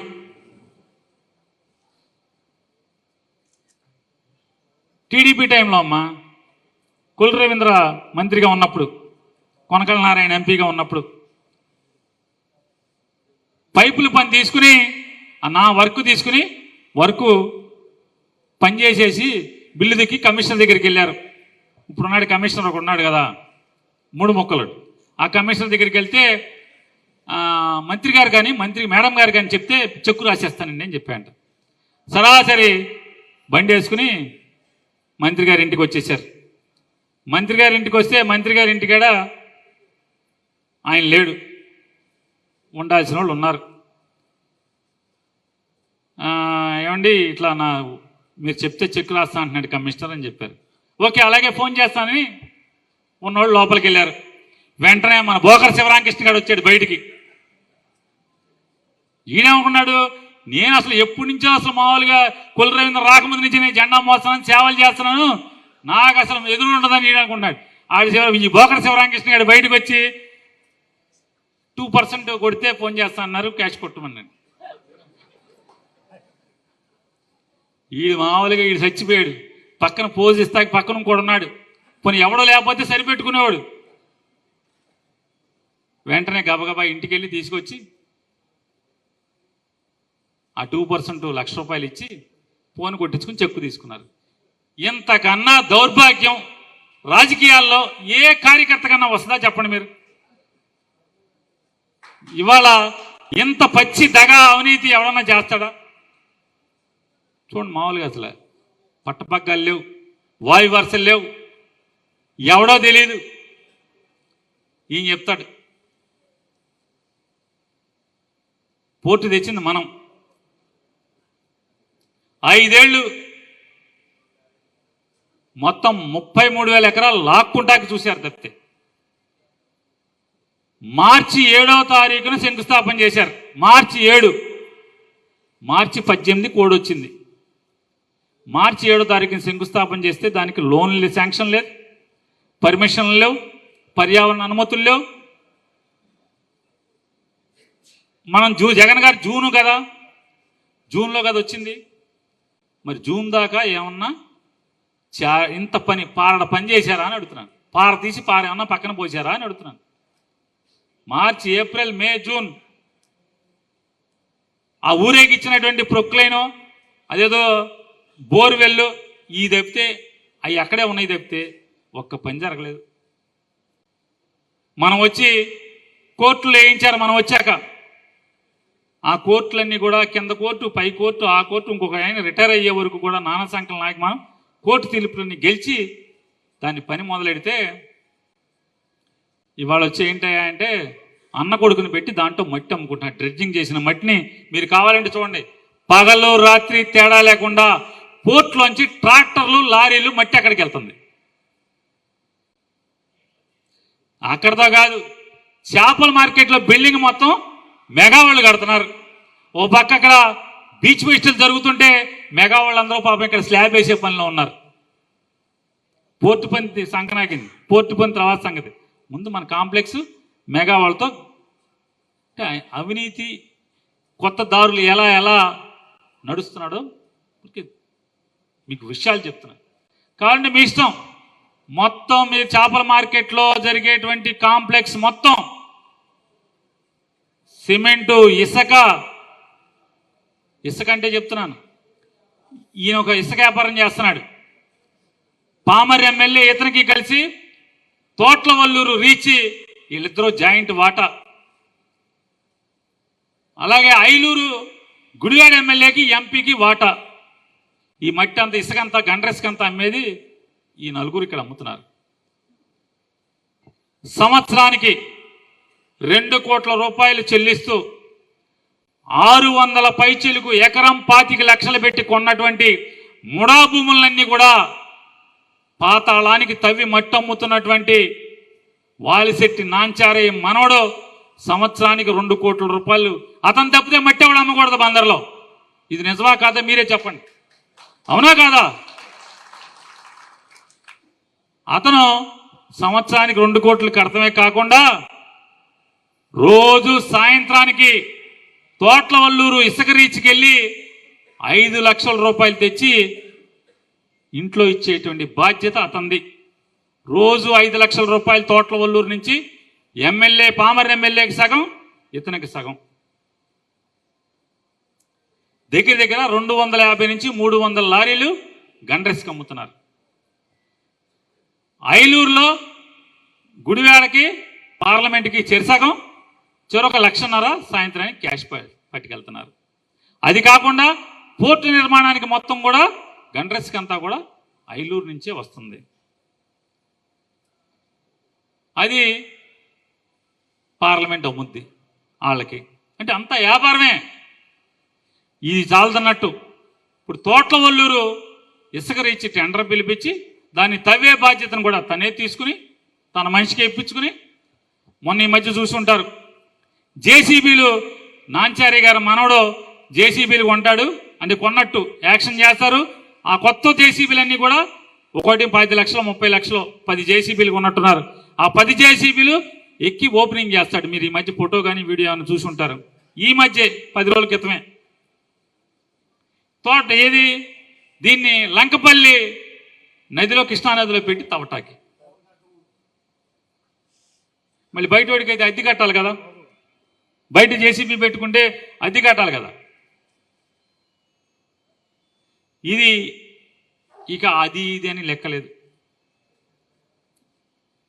అది ఇది అని లెక్కలేదు. ఇక సారా, మైనింగు, ఇక ఆ లెక్కలు మామూలుగా అసలే అది వేరు. మనం ఈర్ష్యపడతలా. నువ్వు ఈ రకంగా దున్నపోతూ అడ్డగోలుగా చేలో పడి మేస్తున్నట్టు మేసేస్తా, పత్తి కౌరులను మా మీద ఎందుకు ఇవన్నీ అడుగుతున్నా నేను. మేమేం మాట్లాడతలేదు కదా. దున్నపోతు చేలో పడినట్టు లేదా ఆంబో చేలో పడినట్టు మేసుకుంటూ వెళ్ళిపోతున్నావు కదా, వెళ్ళిపో. నువ్వేమో నీతిమో పత్తిత్తుకోలు చెబుతూ మాట్లాడతావు.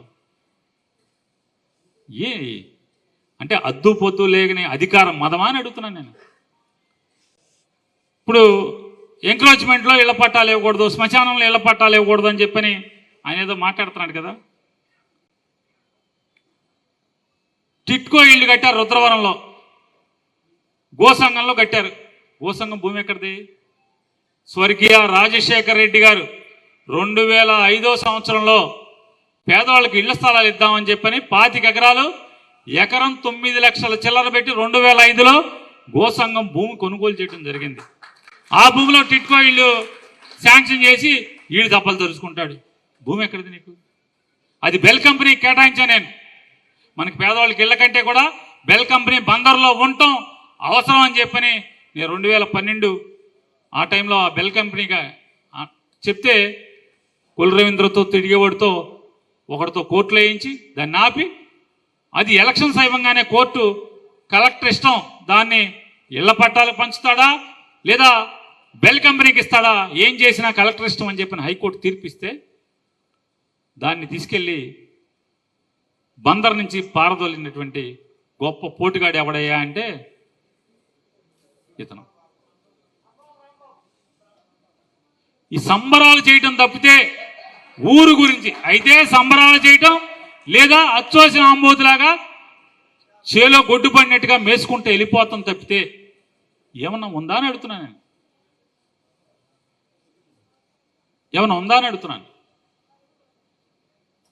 ఎవరి పట్ల, సమాజం పట్ల, పేద పట్ల, ఊరు పట్ల ఏమాత్రం స్పృహ ఉండే పరిస్థితి లేదు. ఎంతసేపు సంబరాలు సంబరాలు సంబరాలు. 7 కోట్లు 9 కోట్లు అంటారు, కొంతమంది 20 కోట్లు అంటారు. ఈ సంబరాలు అయిపోయినటువంటి తెల్లారి ఏంటి అన్నా, ఈ ఊరికేంటి ప్రజలకేంటి? ఆవిడెవరో గీతాం మాదిరి గారును ఇంకోళ్ళను పాటలు పాడిచ్చేసి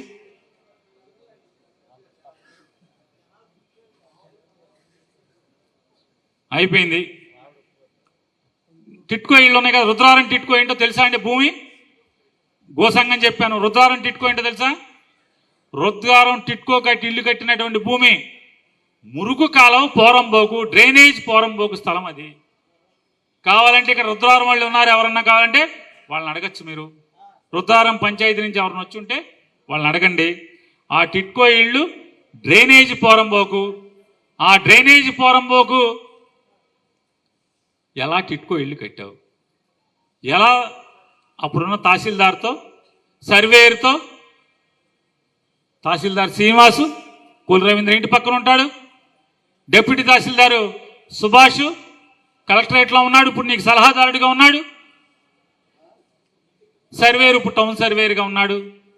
మీరందరూ ఇప్పుడు ఎవడన్నా ఒక్కడ కాగితం పెడితే కోర్టుకేస్తే ఆ టిట్కో ఇళ్ళు మొత్తం బద్దలు కొట్టాలి కదా. పేదవాళ్ళ కష్టార్జితం కదా అది. మరి ఎందుకు ఆ తప్పుడు రికార్డు తీసావని నాకు తెలిసినా కూడా నేను ఎందుకు మాట్లాడలేదు? సరే ఎవడొకటి సామని పేదవాళ్ళకి ఏదో జరుగుతుందిలే అని చెప్పని ఈరోజు దాకా నోరెప్పలేదు. నువ్వు అంటున్నావు కదా పేదోడు ఆక్రమించుకుని 25-30 సంవత్సరాలుగా 40 సంవత్సరాలుగా ఉంటుంది, దానికి ఏ ఆధారం ఇవ్వకూడదని. మరి వాళ్ళు ఏంటని అడుగుతున్నాను. వాళ్ళ టిట్కో ఇళ్ళు ఒక్క డాబా నిలబడుతుందా అంటున్నా. కోర్టుకేస్తే ఎవరన్నా ఒక్క డాబా. మరి ఆ తహసీల్దారు రేపు మన ప్రభుత్వం వచ్చిన తర్వాత ఆ తహసీల్దారు నేను సంతకం పెట్టలేదని చెప్పడా బతికుంటే? ఆ డిప్యూటీ తహసీల్దార్ నేను సంతకం పెట్టలేదని స్టేట్మెంట్ ఇవ్వడా అని అడుగుతున్నాను.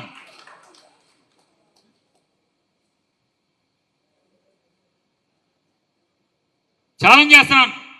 జిల్లా collector Balaji, joint collector Geetanjali Sharma garu, నేను చెప్తున్నా, మీరు ఎంక్వైరీ చేయండి.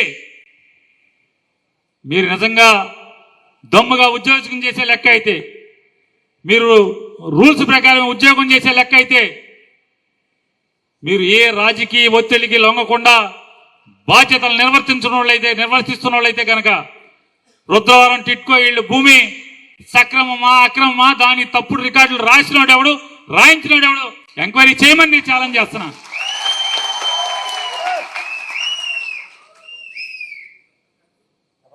ఇవాళ దాని రికార్డు ఇదిగో, ఇది ఎఫ్ఎంబి, ఇదిగో అడంగల్,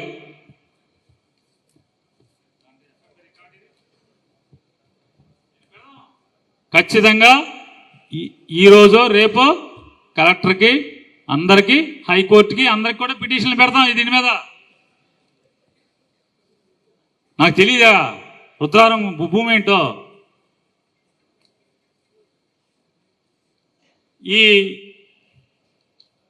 ఇది ఆర్ఎస్ఆర్ దాఖలా, ఆర్ఎస్ఆర్లో క్లియర్ కట్గా మొత్తం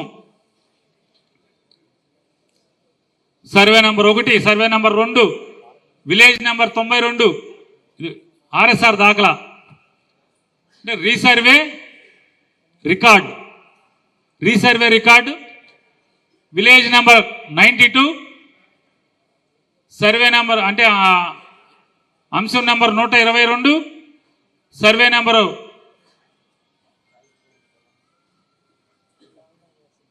122 G3, 122 G4, 122 G4, 123, 122 G1, 124, 125, 126, 127, 128 ఈ మొత్తం కూడా డ్రైనేజ్ పోరంబోకు, మురుగు కాలువ పోరంబోకు కింద రికార్డు ఉంది. దీనికి రాద్దాం, ఖచ్చితంగా రాస్తున్నాం. అలాగే అధికారుల్ని, జిల్లా కలెక్టర్ గారిని, జాయింట్ కలెక్టర్ గారిని కూడా ఛాలెంజ్ చేస్తున్నాం, మీరు విచారణ చేయండి దాని మీద కూడా. అలాగే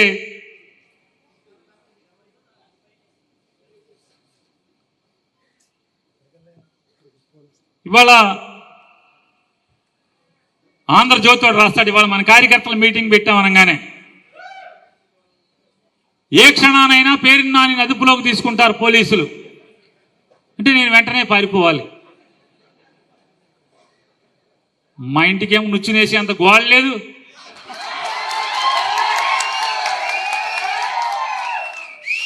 ఆ నిచ్చునెక్కి అవతలం ఇంకో నుచ్చినేసి దిగి ఎవడో కారుకి తుని దగ్గర దొరికిపోయేటువంటి అలవాటు లేదు.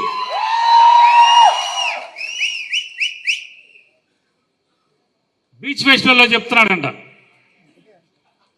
ఆయన 56 రోజులు జైల్లో ఉండి చంపిందేమో మోకా భాస్కరాన్ని కిరాతకంగా చంపించి జైలుకి వెళ్ళి ఏదో స్వాతంత్రం కోసం గాంధీ గారును నెహ్రూ గారు వాళ్ళు చెప్తారు కదా, పటేల్ గారు జైల్లోకి వెళ్ళి నేను ఆత్మకథ రాశాను, జైల్లోకి వెళ్ళి భారతదేశం ఎలా ఉండాలని కలలుగన్నాను.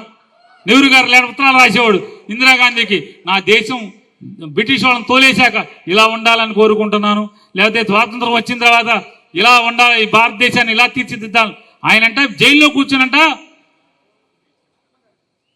కాదు ఈ సంబరాలు ఎలా చేయాలి, బీచ్ ఫెస్టివల్ ఎలా చేయాలి, ఈ అక్కడ కూర్చుని కళ్ళగా అన్నాడంట. ఆ కళ లేదు, అయ్యి లేదు, మొత్తం ఎలా కొట్టాలి, ఇవన్నీ కూడా కొత్త పదనాలు ఎలా వెళ్ళాలి, చిలక కొట్టుడు ఎట్టా కొట్టాలని 56 రోజులు లెక్కెట్టి పుస్తకం రాసుకున్నాడు. చెప్తే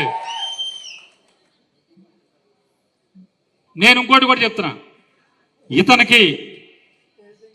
ఇతను కడుపు నింపుకుంటా లంచగొట్టుడు కొడుతున్నా అంటే అర్థం లేదు. అతను పిల్లల సరిపడా సంపాదించుకుంటున్నాడు అంటే సరే సామాన్య లేవే అనుకోవచ్చు. ఇంకొక 50 తరాలు కూడా కూర్చుని తిన్నా తరగనంతగా సంపాదించుకుంటూ కార్యకర్తలు వెళ్తుంటే ఏ ఉద్యోగమైనా సరే అమ్మటమే, ఏ ఉద్యోగమైనా అమ్మటమే. ఎవడ కార్యకర్తకి వెళ్ళినా కూడా ఇది నీకు అనవసరం, నువ్వు మాట్లాడబాకు అంటే పేదవాడి ఆకలి కూడా తెలియదు. ఎందుకు తెలియదు అంటున్నానంటే బందర్లో ఉన్నటువంటి బడ్డీ కొట్లన్నీ కొట్టేశారు కదా ఇష్టారాజ్యంగా. పొద్దున్నే తెల్లారుజామున పురుకులని రావటం, కొట్టేయటం. నేను అడుగుతున్నాను, ఇసుమంతన్న ఆ బడ్డీ కొట్టు మీద ఎంతమంది ఆధారపడి రోజు జీవనం అన్నం తింటున్నారు అనేటువంటి స్పృహ లేనోడు నిజంగా ఒక రాజకీయ నాయకుడా అని నేను ప్రశ్నిస్తున్నాను. కొన్ని బడ్డీ కొట్లు కొట్టావు, ఎందుకు కొట్టావు? ఒకటి రాస్తాడు ఈనాడు జ్యోతుడు మురుక్కాలలో కట్టేస్తాడు. ఈయన మురుక్కాలు మరి ₹1 ఇంతవరకు శాంక్షన్ లేదు. ఇక్కడి నుంచి ప్రాజెక్ట్ రిపోర్ట్ వెళ్ళలేదు. ఢిల్లీ నుంచి డబ్బులు వస్తాయండి. ఎక్కడి నుంచి వస్తారు ఢిల్లీ నుంచి డబ్బులు? మోడీ అన్న అమాయకుడు ఢిల్లీ నుంచి డబ్బులు రావటానికి. అంటే ఒక్క నయా పైసా శాంక్షన్ లేకుండా, ప్రాజెక్ట్ రిపోర్ట్ తయారు చేయకుండా, ఎందుకు కొట్టాడో కూడా అర్థం లేకుండా, అంటే పేదోళ్ళు కనపడకూడదు అనేటువంటి దుర్బుద్ధితో కొడతాం తప్పితే ఏముంది? పోనీ కొట్టావు, అయ్యనా బాగు చేసావా? ఒక్కటి బాగు చేయలేదు. బాగు చేయలేదు కదా. నీ వార్డు డివిజన్ ఇన్ఛార్జ్ ఎవడున్నాడు? కార్పొరేటర్ మావాడు బతికుంటాడు. జనం ఓట్లేసిన కార్పొరేటర్ బతికి తిరుగుతూ ఉంటాడు వార్డులో. వీడు ఒక ఇన్ఛార్జిని పెట్టుకుంటాడు. ఆడికి లంచం కొడితే వెంటనే మళ్ళీ బడ్డీ పెట్టేసుకోవచ్చు. ఎన్ని బడ్డీలు అలా ఉన్నాయి? కొత్తగా మళ్ళీ ఎన్ని బడ్డీలు వచ్చినాయి? ఊరంతా కొడతాడంట. మురుక్కాలం ఏమో రోజు తీయాలి, సాపీకి వెళ్ళాలని చెప్తాడు. జవారుపేట సెంటర్ నుంచి ఉల్లింగపాలెం సెంటర్ దాకా ఎందుకు కొడతలేదు అని అంటున్నాను. నీ ఇంటి ముందు ఎందుకు కొట్టమని అడుగుతున్నాను. మొత్తం బిల్డేసి ఉన్నాయి టైల్స్ వేసి, మరి కాలువెట్ట తీస్తారు? కాలువెట్ట తీస్తారా అని అడుగుతున్నాను. మరి మీ ఇంటి ముందు ఎందుకు కొట్టమని అడుగుతున్నాను. వాళ్ళకి సంబంధించిన మనుషులుంటే కొట్టరు. ఒకరోజు నోబెల్ కాలేజీ ముందు పెట్టారు. ఇక్కడి నుంచి గాంధీ గారి బొమ్మ దాకా, నిర్మలా స్కూల్ సెంటర్ దాకా కొట్టేస్తా ఉన్నారు. ఈలోపు ఎవడో లోకేష్కి ఫోన్ చేయించాడు. ముయ్యేశా తీయమన్నారు. మరి లోకేష్ గారు చుట్టాలు ఎవరు ఉన్నారో మనకు తెలియదు. వెంటనే కమిషనర్ ఫోన్ చేసి, కమిషనర్ ఆపే, నేను చెప్పేవారు కొట్టబాకు. మరి అక్కడ ఎందుకు కొట్టావు? లోకేష్ నుంచి ఫోన్ వస్తే ప్యాంటు తడిసిపోద్ది. అట్లా అన్ని చోట్ల కొట్టాలి కదా. కొట్టినప్పుడు బాగు చేయాలి కదా. ఎందుకు కొట్టావు అర్థం ఉండాలి కదా అని అడుగుతున్నాను నేను. మళ్ళీ కొట్టోడు ఏమన్నా ఆపగలిగావా? ఆపట్లేదు కదా. నీ ఎంబడి తిరిగేవాళ్ళు నీ పేరు చెప్పి లంచాలు దండుకుని మొత్తం అన్ని మళ్ళీ బడ్డీ కొట్లు పెట్టిస్తున్నారు కదా అని అడుగుతున్నాను. అంటే మనిషి ఏ రకంగా ఆలోచన స్థాయి ఉంటుందో అనేది ఆలోచించండి. అలాగే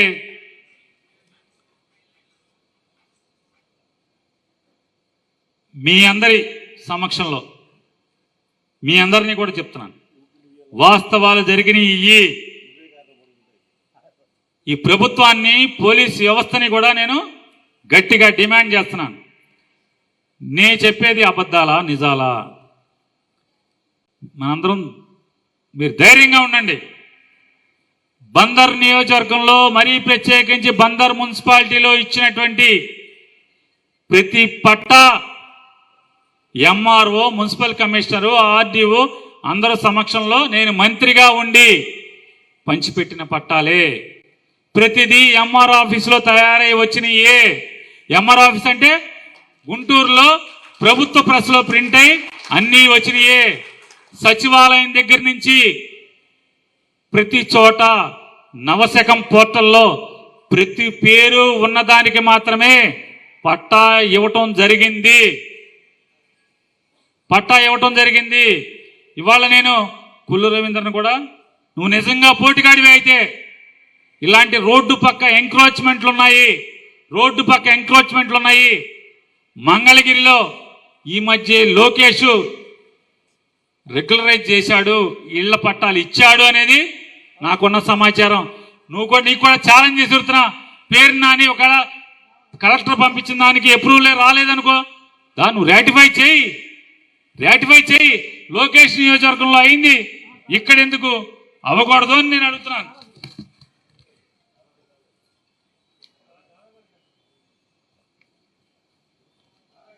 ఇంకోటి ఏంటంటే కొల్లు రవీంద్ర ఎట్లా ఉంటుందని అతను చిలకలపూడి పాండురంగ స్కూల్ ఎదురుగుండా ఒక ఆయన ఉన్నాడు. ఆయన పేరు రాము గారు.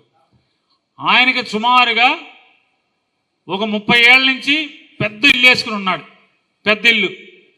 దానికి 4 పేర్ల మీద పట్టా ఇచ్చి కొల్లు రవీంద్ర పంచిపెట్టాడు. Naradamuni tahsildar, Subhash deputy tahsildar, Venkateswararao surveyor. మరి ఇవ్వచ్చా అని అడుగుతున్నాను. ఇప్పటికీ ఆ ఇల్లు, ఆ పెద్ద ఇల్లు అలాగే ఉంది కదా. భూమినేమో కన్వర్షన్ చేయించింది నేను.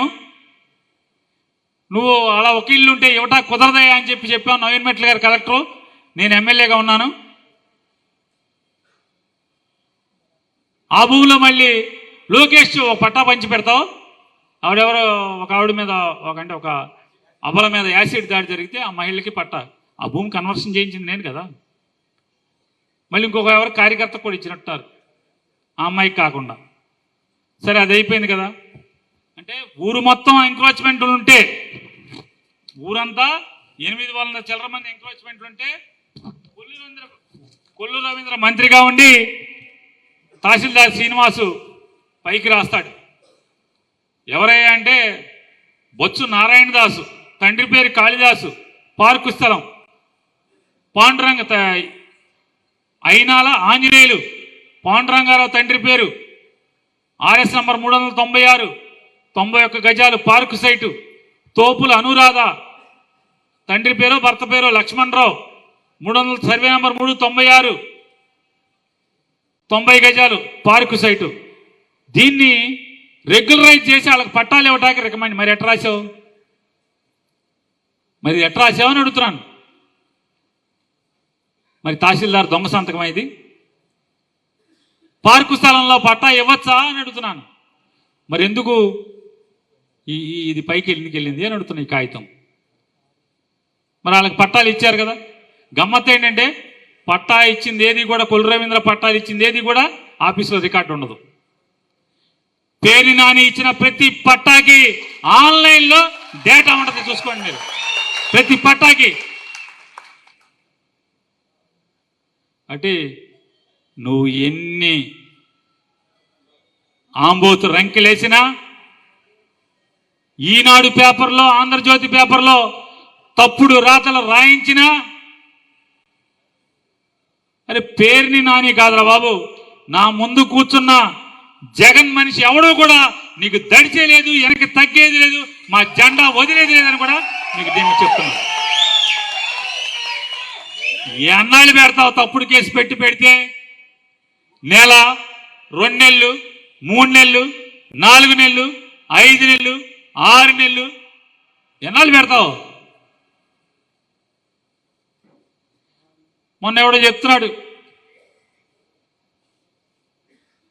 ఆడు పోలీస్ ఆఫీసర్గా ఉండగా మామూలుగా అసలు చిలక కొట్టుడు, మామూలు కొట్టుడు కాదు, యమకొట్టుడు కొట్టి ఇప్పుడు కొడుకు ఎమ్మెల్యే అయ్యాడు. వచ్చి ఆడు బీచ్లో చెప్తున్నాడు అంట, నాకు ఎవడో చెప్పాడు. తొందరలో కొల్లు రవీంద్ర గారి కళ్ళల్లో ఆనందం చూస్తారని. వారి అమ్మ బావ కళ్ళల్లో ఆనందం సినిమా డైలాగ్ నాకు ఎన్ని తెలిసిలేరా బాబు. నేను జైల్లోకి వెళ్తే అది ఆనందం. అంటే ప్రజలకి, అంటే పోర్టు మనం తెచ్చిన పోర్టు నేను తెచ్చానని చెప్పుకున్నా అది నిజాయితీ కాదు కాబట్టి కళ్ళలో ఆనందం లేదు. మనం తెచ్చిన ఫిషింగ్ హార్బరు నేను తెచ్చానని చెప్పుకుంటున్నాడు కాబట్టి సిగ్గు లేకుండా దానికి కళ్ళలో ఆనందం ఉండదు.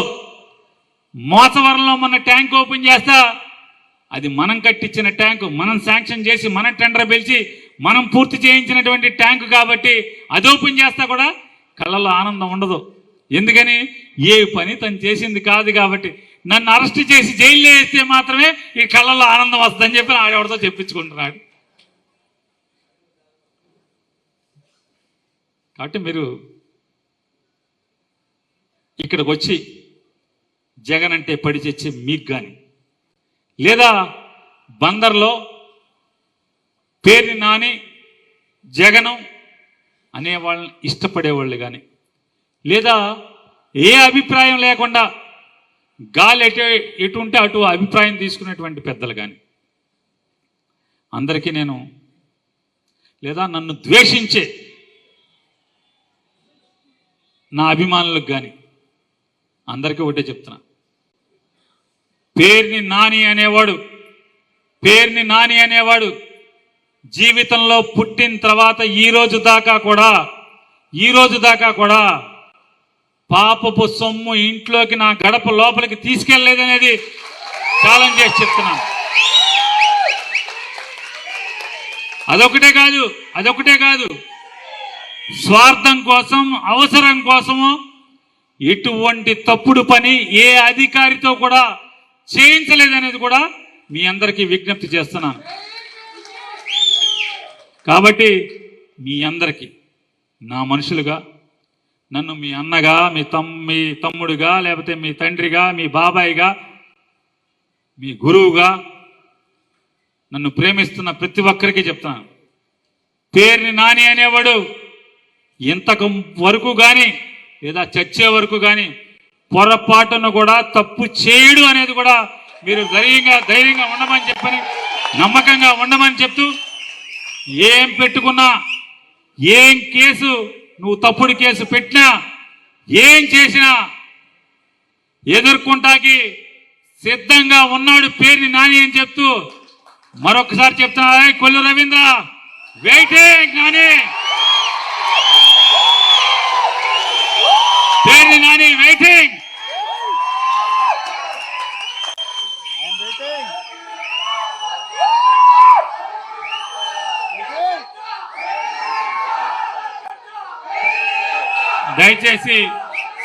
దయచేసి మీ అందరికీ విజ్ఞప్తి చేస్తున్నా, కేసు పెట్టుకుంటాడు, లోపలేస్తాడు, ఎన్నాళ్ళు ఉంచుకుంటాడు, కోర్టులు ఉన్నాయి, న్యాయస్థానాలు ఉన్నాయి. ఊరు ఆ రోజు సరిహద్దు ఎందుకు దాటామంటే పాపం పుణ్యం తెలియనటువంటి, రాజకీయాల్లో ఏ రోజు తొంగి చూడనటువంటి, రెండు ఎలక్షన్లకు మాత్రమే ఇల్లు తిరిగి భార్యగా ఓటు అడిగిన పాపం తప్పితే ఏ రోజు పాపపు పని చేయకుండా సంపూర్ణమైనటువంటి గృహిణిగా నన్ను నమ్ముకుని ఇన్నేళ్ళు కష్టమో సుఖమో నాతో జీవిస్తున్నటువంటి నా అర్ధాంగిని జైలుకి వెళ్ళకూడదనే ఆ రోజు ఊరు దాటాం భార్యను తీసుకుని తప్పితే, నేనా పేరుని కృష్ణమూర్తి కిట్టునా పొరపాటున సరిహద్దు లేదు. నువ్వు ఎఫ్ఐఆర్ కట్టుకో,